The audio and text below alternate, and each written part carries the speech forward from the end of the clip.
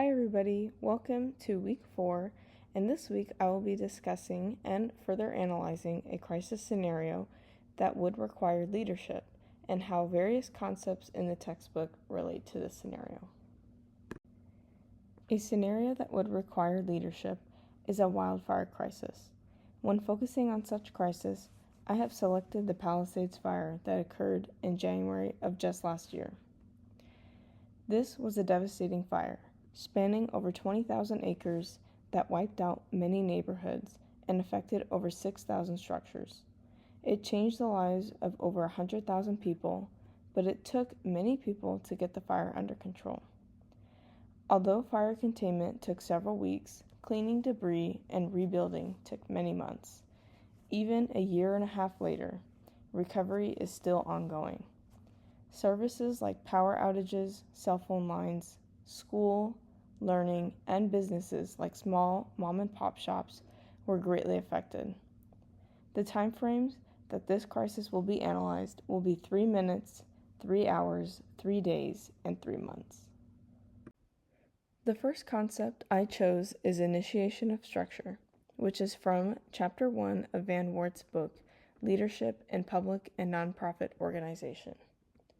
Initiation of structure focuses on the task at hand, and roles are clearly defined to quickly and efficiently reach an end goal. At the 3-minute mark, action must be taken quickly to handle the situation. To dive deeper on this concept, the journal article I chose analyzes the structure of leadership in the healthcare system. The article highlights the importance of coming together as a team, maintaining a shared focus on a specific goal, and sustaining engagement among team members. When a group of people are led by a leader with whom they share a goal, it strengthens the relationship between their followers and helps strive to the best of their abilities. Additionally, the first 3 minutes of a wildfire crisis are crucial for giving directives and determining goals. There are important aspects of directive-style leadership presented on page 39. Directive-style leadership in a wildfire crisis is important for providing clear instructions and goals with no confusion. This helps achieve the same goal while keeping firefighters and the community safe. The journal article provides a deep evaluation of when and where to utilize such leadership. When it comes to a wildfire, a fire official will give orders for the team to strategize against various factors to tackle the crisis. Once the 3-hour mark rolls around, there has been enough time for initial strategies and directives to take place.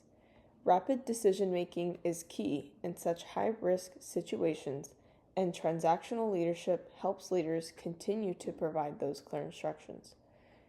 Other officials, such as police officers, also need to provide clear instructions for roadblocks and ensure the safety of citizens.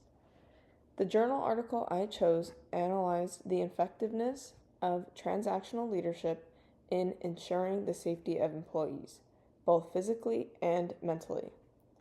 In a wildfire, fire officials need clear goals, but the firefighters must also be in a condition to meet them. Without that, those goals cannot be achieved. In addition to transactional leadership, idealized influence plays a significant role as officials are within 3 hours of addressing this crisis.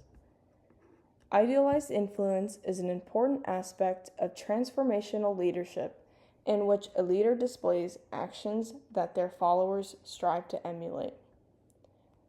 Regardless of their knowledge, leaders are constantly being watched, and people will learn from their actions. It is important for officials to do their job well so that proper protocols are followed and safety is ensured. The chosen article investigated the performance of water services in Kenya and how idealized influence enhances the performance of others. The article also highlighted that leaders with good morals and commendable ethics are important for idealized influence. If a firefighter starts a fire to obtain work, it would lead citizens to not trust some fire officials since they are putting others at risk for their own benefit. The next concept is informal leadership, which is applicable by the 3-day mark. Many organizations are working together, such as police and fire services, the Red Cross, and volunteers to help others evacuate and stay safe. Informal leadership is important since people still need to give direction even if they do not have the same status of an official leader. The journal article chosen highlights when and where to use distributive leadership that stems from informal leadership within the higher education system in China. This shows that informal leadership can be used in many contexts, especially during a wildfire crisis. When teams go out to fight the fire, individuals still possess knowledge that can be used to make decisions even without a formal leader present. Regardless of whether a person is an official leader or not, the basic integrity model is important when dealing with such crisis. When the community looks up to a fire official or mayor that is put in a position to protect the people and make the right decisions, integrity needs to be a core value within that leader. Van Wart's book references former United States President Dwight D. Eisenhower on page 128, noting that integrity is the supreme quality of leadership. Without it, organizations will crumble. This journal article presents the research on how employees respond to an organization's values. They found that when an organization's values align with an employee's, the employee is more likely to have a positive reaction and feel a sense of unity and support. When a large group of people fights a fire, unity and trust are important, and these qualities can be a byproduct of strong integrity. Chapter 7 gives insight into the concept of shared leadership. At the 3-month mark, recovery and rebuilding are underway, which can only happen when organizations come and work together. Groups like the American Red Cross, construction companies, utility services, and debris cleanup need to work together with fire and police agencies to help rebuild safely. Shared leadership is needed in this stage to have a collaborative effort to help restore life back to normal. The journal article on shared leadership was conducted to examine its effectiveness in reducing counterproductive or inappropriate behaviors in the workplace. Shared leadership does not follow a traditional top-down approach and allows for greater collaboration among people.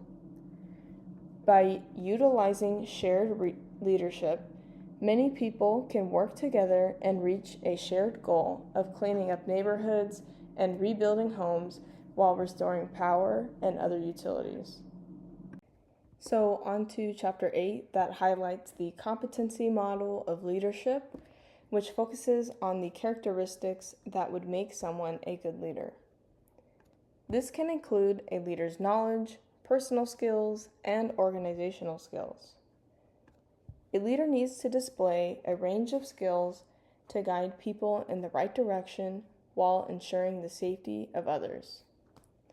The article I chose for this concept focused on the competency model within Christianity. It highlights how Jesus was the prime example of leadership with complex attributes. To lead like Christ can be difficult, but a key factor is obeying God as a leader, which means doing the right things at all times, which relates back to Chapter 6 and our basic integrity model. When the community is in the process of rebuilding, leaders need to use their skills and expertise to guide others in the right direction after such a devastating wildfire. And that is the conclusion of my presentation, and I want to thank you for watching. I will be looking forward to all of your comments.